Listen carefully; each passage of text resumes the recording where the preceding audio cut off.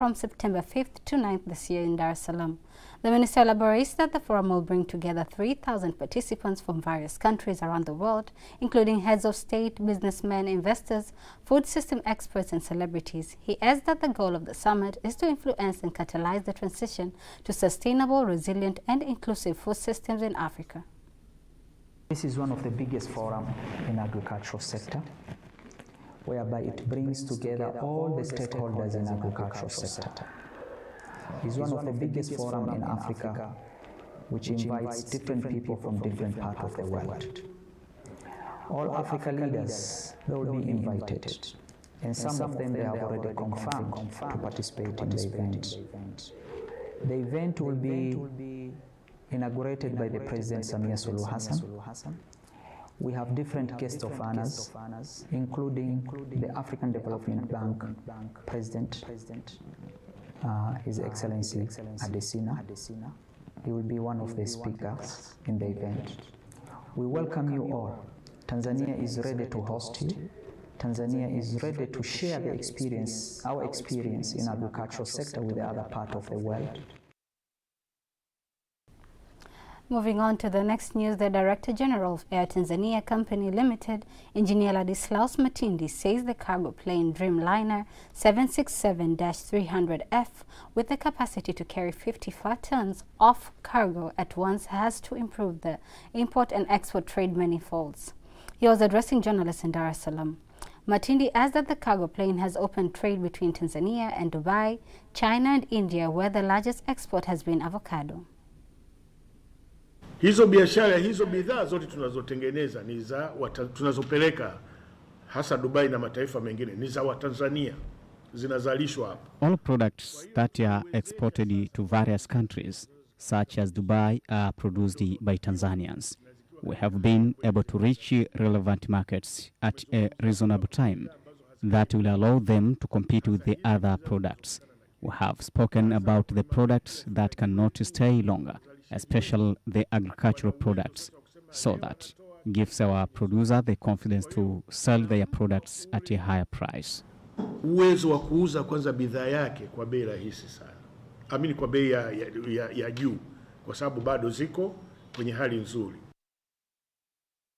Matindi says that the cooperation between Tanzania and the Indian government continues to deepen in the areas of health, tourism, and business, insisting India to be a new market for ATCL, and as an organization they prioritize the service due to the opportunities available in the Indian market. And on to another news from India. While India is celebrating 77 years of its independence, the ambassador of India to Tanzania, Binay Pradhan, says India remains committed to strengthen economic and social cooperation so that the citizens in both countries benefit from the independence of their nations. Our reporter Malio Cheto was there and has prepared the following report. The festivities to celebrate 77 years of Indian independence begin with raising the flag and playing the Indian national anthem.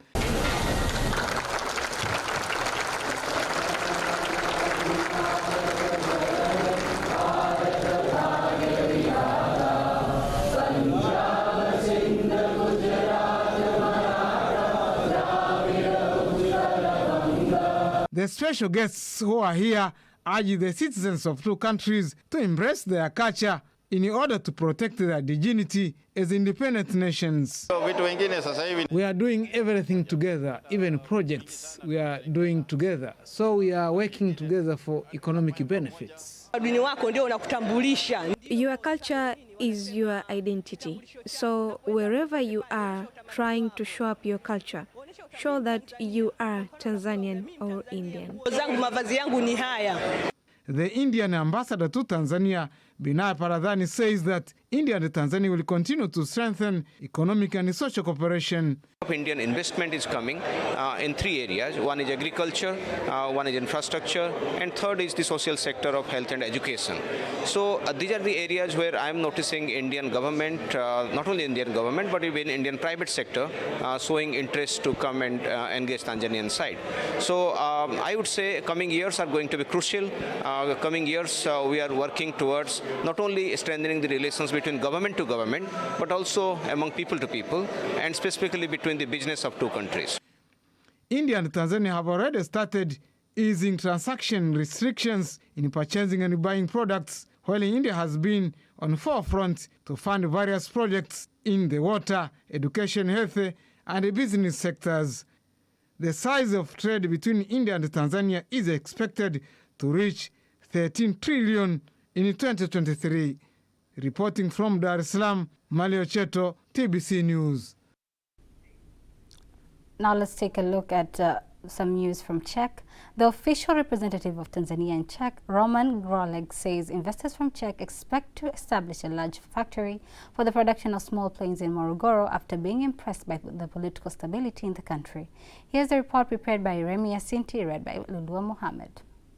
Hizi lugha za utulivu wa kisiasa, utulivu wa kiuchumi, utulivu wa kijamii. Political, economic and social stability, a peaceful country, and that shows the great confidence the government has. The Czech Republic is one of the countries that has made much progress in technology, and here the official representative of Tanzania in Czech is here in the Morogoro region and sets out the mission of establishing a large factory to construct small planes. Se v Tanzanii používali ty nejvyšší a nejnovější technologie. Z těchto projektů se teďka bude realizovat v Morogoru. Bude to výroba malých dopravních letadel, které nejsou náročné na provoz.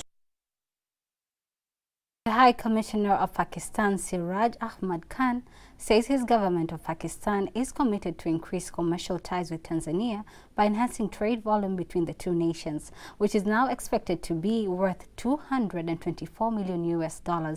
He made the statement in Dar es Salaam during the celebrations of Pakistan's Independence Day, celebrated by Pakistanis living in the country.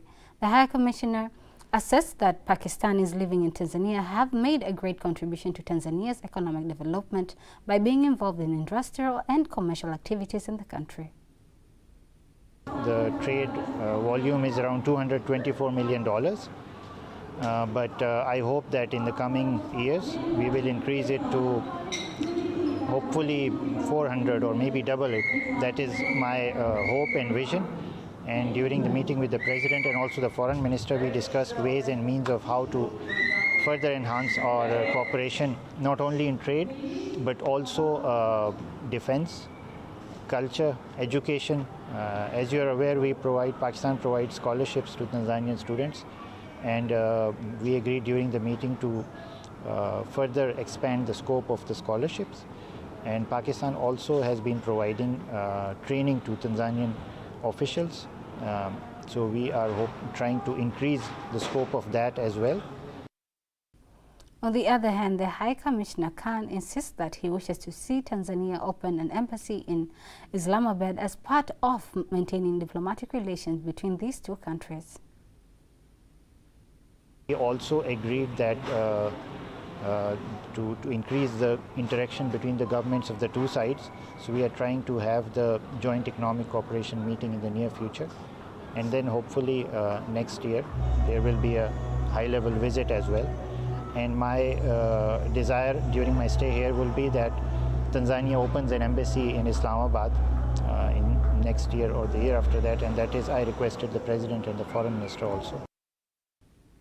The High Commissioner has started serving the position for the last 4.5 months, taking the place of the former Pakistani ambassador in the country, Mohammed Salim.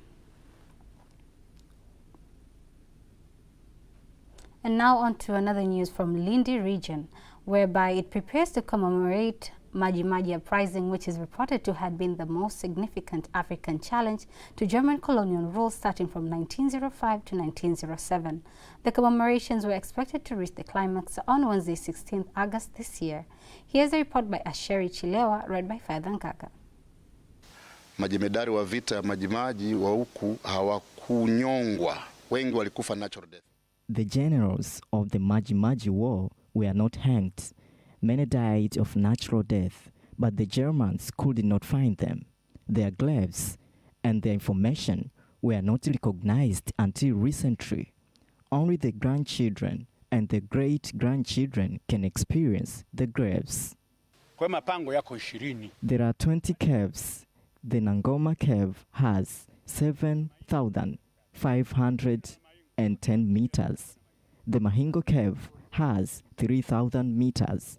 The Mahingo Cave is bigger than Amboni Caves. The government has been urged to review how the Maji Maji uprising can be interpreted and all the heroes who died during the war be remembered, and how the caves and other remainings can be used as tourist sites and be conserved for future reference. Tunatakiwa tujiulize sasa historia hii. We have to ask ourselves on how this history should be reflected into the normal life of the people, especially in this area. But how much can this cave contribute to the tourism sector and the entire conservation sector?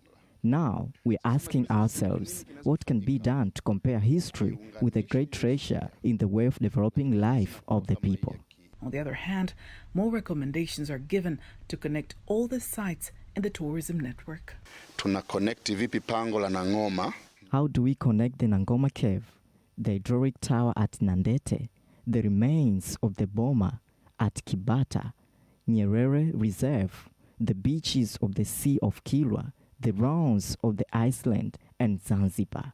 So those activities can change lives of people and it can generate income to the council. 20 caves were used to hide the Maji Maji fighters so they would not be attacked during the war, but most of them are not recognized. We can't ask for infrastructure support and dimension of these caves so that to improve tourism around this area. Administrative Secretary of Kilwa, Yusuf Mwinyi, who launched the commemoration, says there is a need to improve the infrastructures and methods so that tourism can flourish in the country. We will advise the government to strengthen infrastructure and social services. Taking a look at the tourism sector, Serengeti National Park is located in the northern part of Tanzania. The national park is a home to a variety of wildlife species. Among them are giraffes. My colleague Faithan Gaga brings to you a feature story about the Serengeti giraffes.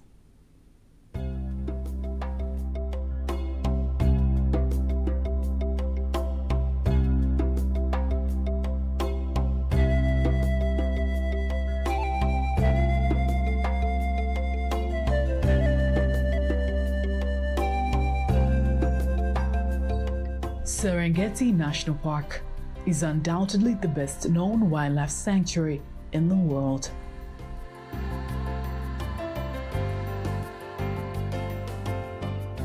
The varied landscapes, ranging from hilly woodlands to open grasslands, make this majestic park home to thousands of species.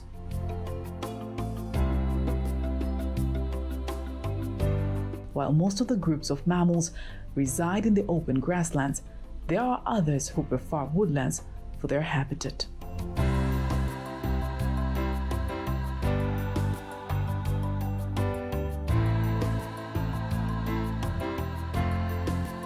Lovely patterns,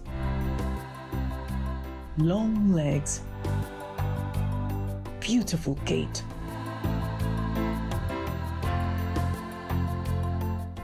extraordinary neck. Giraffe is the tallest animal in the world.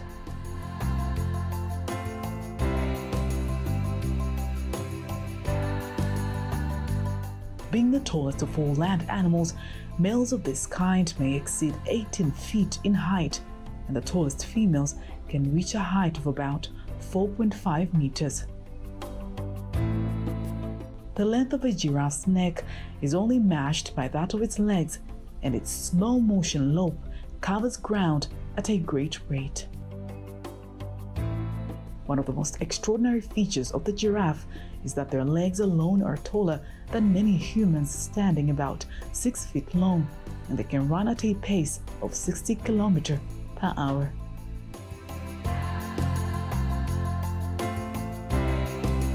Giraffes are well distinguished by their horns. These are not the type of horns seen in antelopes. They are quite different. These are ossicons. Unlike normal horns, ossicons are conical skin-covered bone structures on the head. Ossicons begin as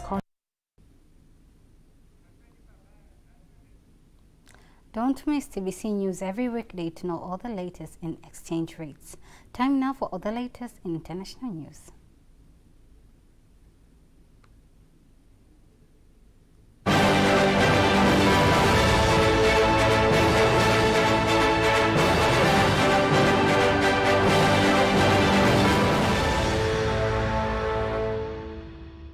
International news compiled by Dorothy Mari and read by Faidan Gaga. Ethiopia's House of People's Representatives vote in favor of the state of emergency declared by the federal government over violence in the Amhara region. Clashes between members of the Ethiopian army and a local militia known as Fano erupted earlier in the month in towns and cities across Amhara after months of tensions. Reports say an airstrike has killed at least 26 people in Ethiopia's embattled Amhara region on Sunday. Economic Community of West African States, ECOWAS, has condemned the decision by military rulers to prosecute the deposed President Mohamed Bazoum for treason. ECOWAS calls the move as a form of provocation and contradicts the regime's reported willingness to restore constitutional order through peaceful means. Mohamed Bazoum was ousted and detained after the military seized power last month. 17 heads of state and government, including the United Nations Secretary General Antonio Guterres, are among high-ranking dignitaries who have confirmed attendance at the Africa Climate Summit scheduled for September 4th to 6th in Nairobi, Kenya. Foreign Affairs Cabinet Secretary Alfred Mutua says they are expecting many more confirmations to the summit to be graced by ministers of foreign affairs and environment from across the world.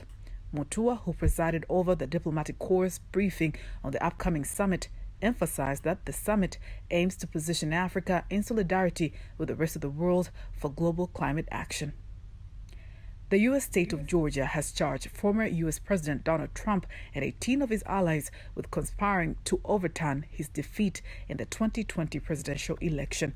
The investigation was launched after a leaked recording of a phone call. This is Trump's fourth criminal indictment. Trump has described the charges as politically motivated.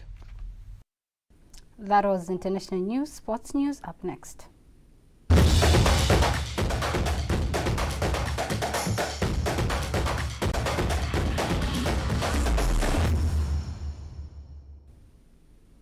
And now in sports news, the High Commissioner of India to Tanzania, Binay Pradhan, says that India and Tanzania are set to deepen sports diplomacy, especially in cricket and boxing, through various competitions this year in India. Ambassador Pradhan says that the tournaments will boost skills and international experiences for the players ready to play other international games in the future. Kabaddi coaches, they are going to be coming to Tanzania. They will stay here for a year to coach Tanzanian Kabaddi team. We are discussing with various teams here to strengthen our collaboration in cricket. But I think, sports is an upcoming area. It's not only patronized by the government, but even the private sector from both sides, they're working together. And coming to culture,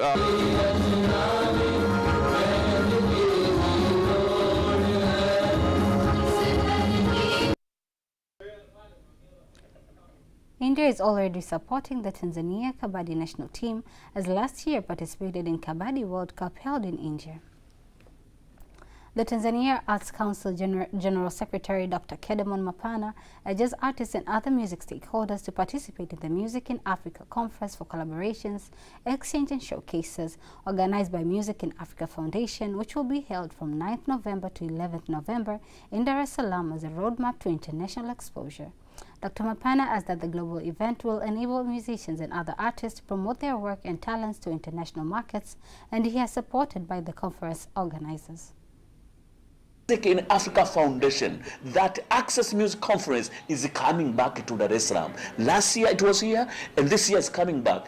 The law of the government is really to create good, conducive environment so that is to support the development of the music industry in Tanzania. So Access Music Conference is coming back, and we think also these ambassadors, they will also be sending this message to the Tanzanians that there great things are happening in Tanzania in the music industry of Tanzania. So this everything is free. So we are inviting everyone to come to Access because it is the industry's event. So all musicians, music industry players, organizations, associations, please come. We have got the African Union working with us this year. So many governments are going to come to Access. Essentially, we bring people to Tanzania. So we invite you, please welcome us in your country. The event will attract music companies and other stakeholders from around the world and is taking place in Tanzania for the second time. That was sports news, and now before we conclude the news bulletin, let's take a look at the weather forecast for the next 24 hours. Once again, this is 24 hours weather forecast from Tanzania Meteorological Authority. Wind flow pattern, wind expect to flow at the speed of 30 km per hour over the most part of our country. For tonight, we expect future particle condition and average cooler condition over the most part of our country, while the lowest minimum temperature is expected to be 8 degrees Celsius over Mbeya regions. For tomorrow, we expect future particle condition, light rain shower over Fire and sun period over Tanga, Unguja and Pemba isles, together with Dar es Salaam and Pwani. And the rest part of our country expect future particle condition and long sun period. Let's have a look for the 4 days weather forecast for some part of our country starting from the day after tomorrow.